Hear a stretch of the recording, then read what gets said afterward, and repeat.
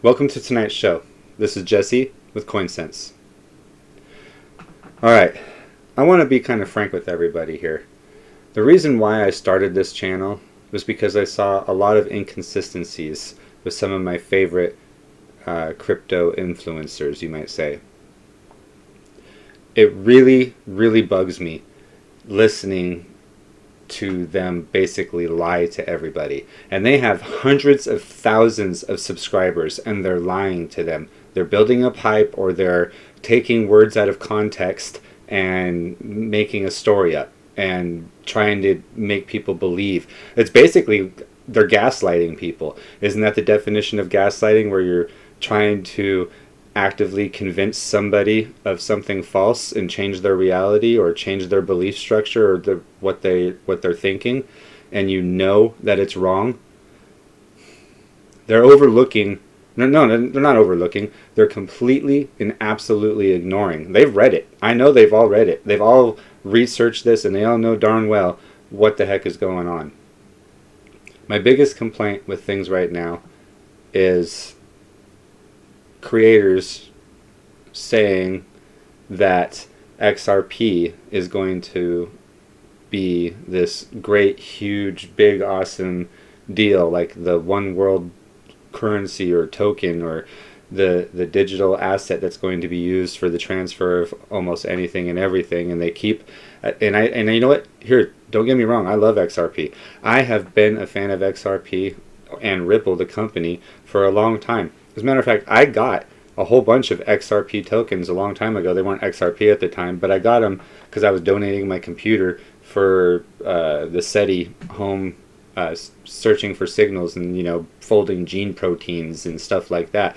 Well, they gave the contributors of that, they would use hash power and do these algorithms before cryptocurrency was around, and I participated in it. We had blocks, we'd hash them out, we'd turn our information in every single day or whatever hours when we were done with the block or that bit of information, and then lo and behold, years later, I got compensated for computer hash time. It was kind of cool. But that's how I originally got into XRP.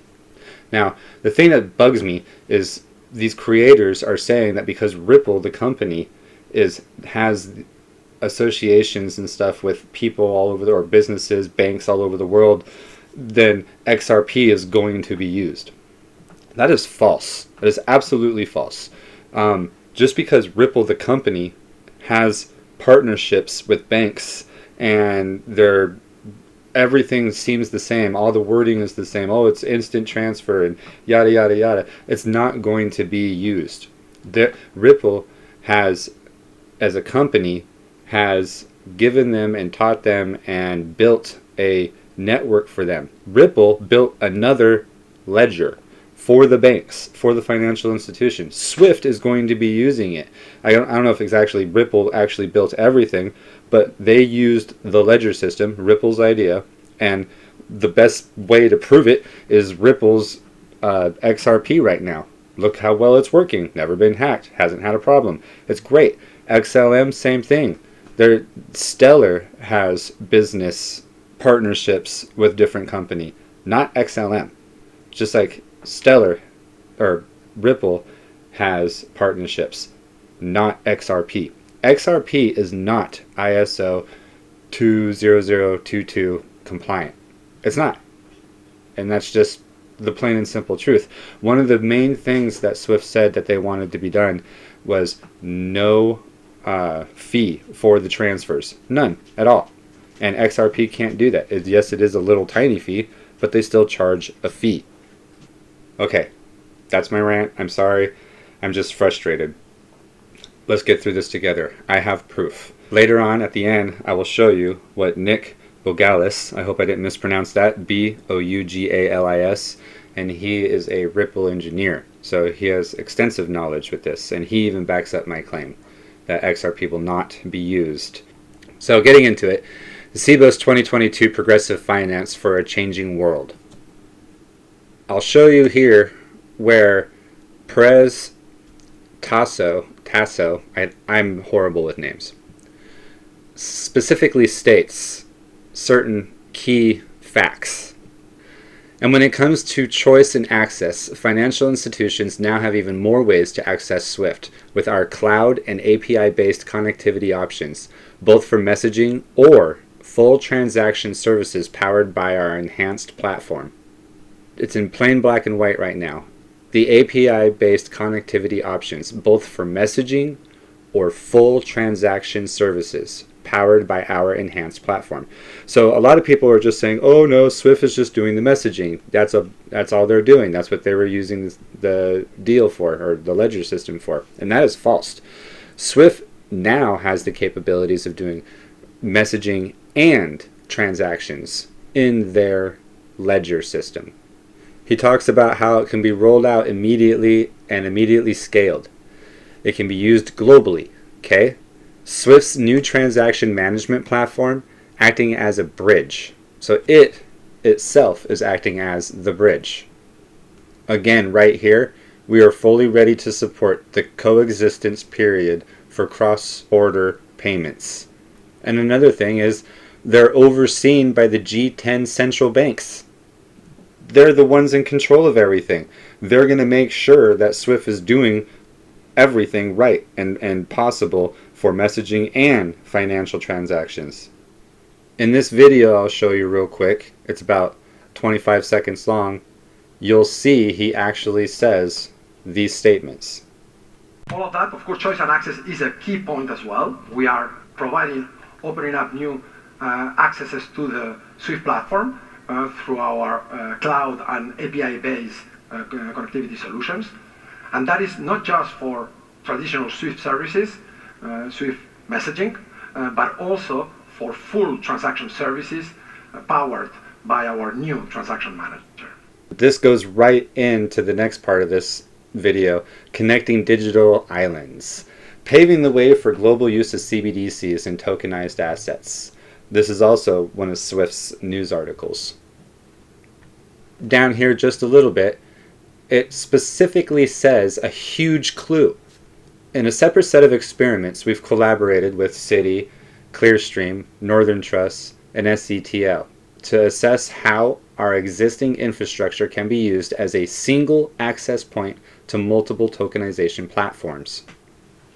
That literally means they have the power or the capabilities of being a bridge. They are what XRP would be, a bridge token. That's literally what they've created for themselves, not using somebody else's tokens or ledger system. Think for 1 second that they were going to allow us to have access to the financial institutions transferring of funds. I mean, that doesn't even make sense. Like, why would we be able to benefit from that? This is a bank transferring funds overseas to another bank, and then they have to be able to instantly do it and have it be safe and secure. SWIFT loses a whole bunch of apparently like 5%, 3 to 5% of transactions fail in SWIFT, and it causes all kinds of turmoil. That won't happen in the ledger system. Ripple showed them and helped them create their own ledger system. In the upcoming CBDC launches and all over the world, this is very important. They say, SWIFT, our solution will enable central banks to connect their own networks simply and directly to all other payment systems in the world through a single gateway, ensuring the instant payments. That's a key. That's a huge key. They're going to be the gateway. They say it. Not XRP, not XLM, okay, or Stellar or Ripple. Those are companies, are different than the tokens or the cryptocurrency. We have to remember that. That is where all these content creators keep screwing it up, and they keep saying, "Oh, XRP or Ripple has a deal with this bank and this bank and this bank." Well, who cares? Good for Ripple. Yay!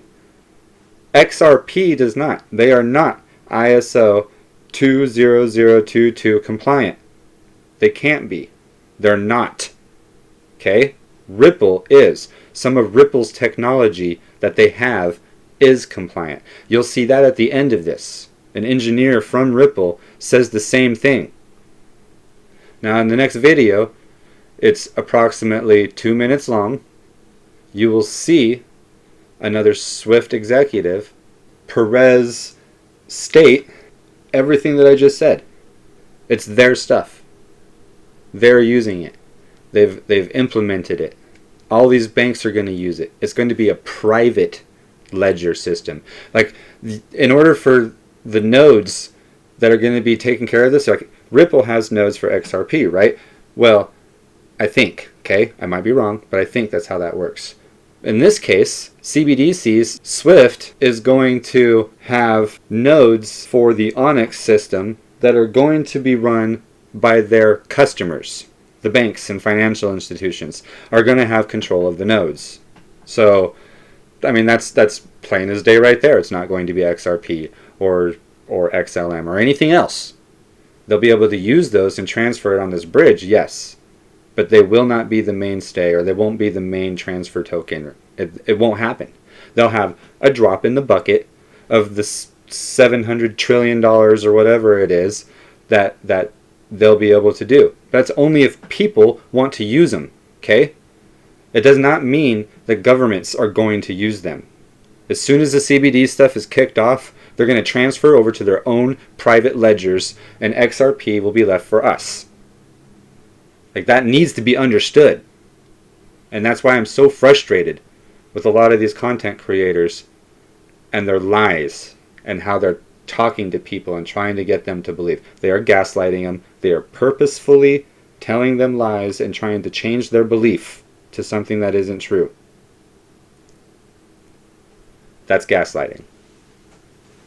So, watch the video real quick and you'll see him say it out of his own mouth. And what this means is that as CBDCs will be rolled out, they can, automatically, immediately scale and be used globally. And all of that, we're achieving it through SWIFT's new transaction manager that is acting as a bridge. And exciting to see as well that an increasing number of major central banks and commercial banks are joining this sandbox. And we have similar experiments as well going on the security space with leading edge innovation on tokenization.